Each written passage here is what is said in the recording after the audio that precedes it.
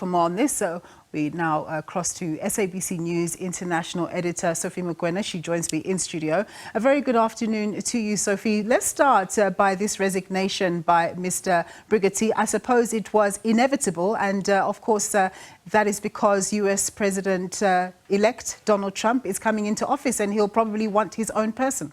Yes, you are correct. Indeed, President-elect would want to have people that he is able to trust and perhaps will be able to drive his vision, his mission in terms of the relationship with South Africa, or generally looking at the foreign policy. A similar incident happened in Kenya, where last week the ambassador resigned because she knew that you have to give way to an appointment that will suit the new leader who is coming in mid-January next year. And therefore, this is not new. But when I spoke to him some few months ago, in fact, last year, he indicated to me that he agreed to serve as a diplomat in South Africa after he was persuaded or requested by President Joe Biden. At that time, he had a very senior appointment at a university in the United States of America, but he decided not to take that appointment and rather focus on serving America in South Africa. So as leaders are expected to meet at the G20 Summit, the UN Secretary-General António Guterres has made an appeal to focus on the key issues, but it looks like the Russia-Ukraine war is likely to detract the proceedings. Your thoughts? Yes, you know that yesterday the President of the United States of America made this huge announcement that they have given a go-ahead to Ukraine to use US long-range missiles. These are the weapons. And at that moment, we knew that this announcement on the eve of the G20, many people are going to focus now on what's happening in Ukraine.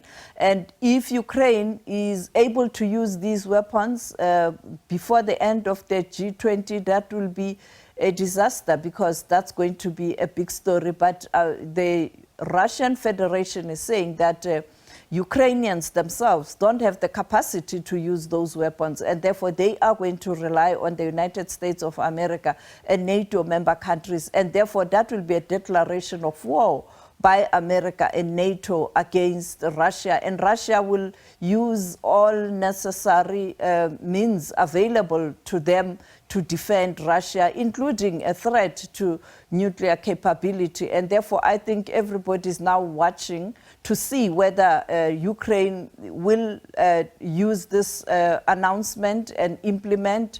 But I think with the president of the G20 now, Brazil, President Lula, will have to ensure that this doesn't drown the discussions. And we know there are critical issues. Let's take a listen at what the UN chief, António Guterres, said yesterday, pleading with these leaders to really focus on issues that are affecting ordinary people around the world, particularly the developing nations. Let's listen at António Guterres. They have come to Rio with a simple message. G20 leaders must lead. And G20 countries, by definition, have tremendous economic clout, and they yield massive diplomatic leverage. They must use it to tackle key global problems. So, Sophie, President Ramaphosa, he did speak to the issue of climate change, you know, the thorny issue of climate change, as, of course, the COP29 summit is taking place. What did he have to say?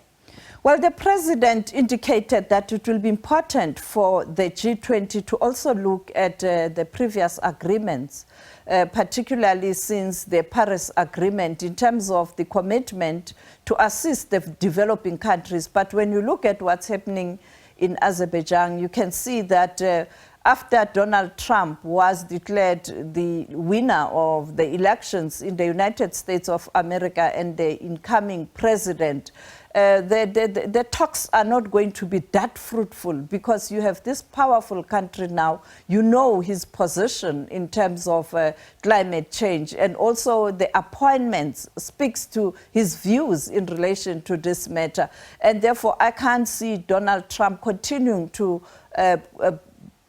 make sure that those pledges and those commitments, the financial commitments, do get implemented. And therefore, all these powerful nations are going to drag their feet. And therefore, I think the COP29, it's a good platform now, perhaps, to engage on other issues that are possible. But the main issue of committing finances, particularly to loss and damage fund, and also to issues that deals with addressing the impact of climate change in the developing nations. Yes, we'll hear the announcement, but to implement, it's going to be a big challenge. And let's listen in what President Cyril Ramaphosa said yesterday about this issue of climate change and the transformation of the financial system in the world, because IMF and World Bank are the two institutions that are supposed to help the developing countries to address these issues. We know that after World War II, the intention was to help those countries that were involved in the World War II to rebuild. But now you have more member states. Let's listen in. Africa is well endowed with sun and wind, and that can be utilized to good effect to grow our economies, to ensure that at a social level people have access to electricity. But of course, this does not come as cheap as one would think. It requires finance, it requires clear decisions by leaders, not only on the African continent, but by leaders globally. And it is good that COP28 took that decision. So what we would like to see is that measurement that Her Excellency van der Leyen has spoken about being acted on, where we get a really good partnership as the African continent with the more developed economies, so that we can follow through on some of the commitments that were made, because those commitments then lead to the opportunities that you were talking about. And with those opportunities, we are then able to get finance, we're able to get technologies, we are able to ensure that our economies grow and enterprises are spread around the African continent. In the end, as Her Excellency says, it is energy that drives growth, that drives economies. So renewable energy then gives us those opportunities. So as we've been speaking with Sophie, we've been on live visuals at the G20 key arrivals. That's the head of the World Trade Organization there. Sophie, these arrivals indicate that the summit is just about to get underway?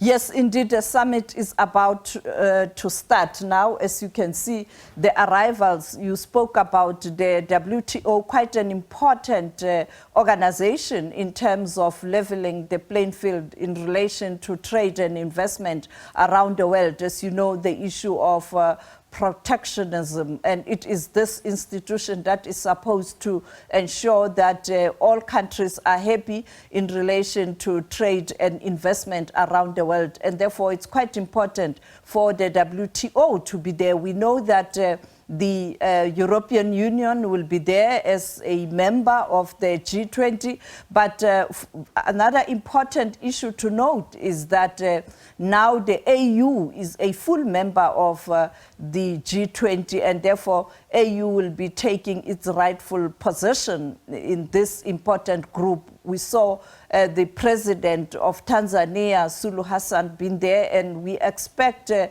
AU Commission chairperson to be there, and the current chair of the assembly, that is Mauritania, to be there. And therefore, I think this is an important moment.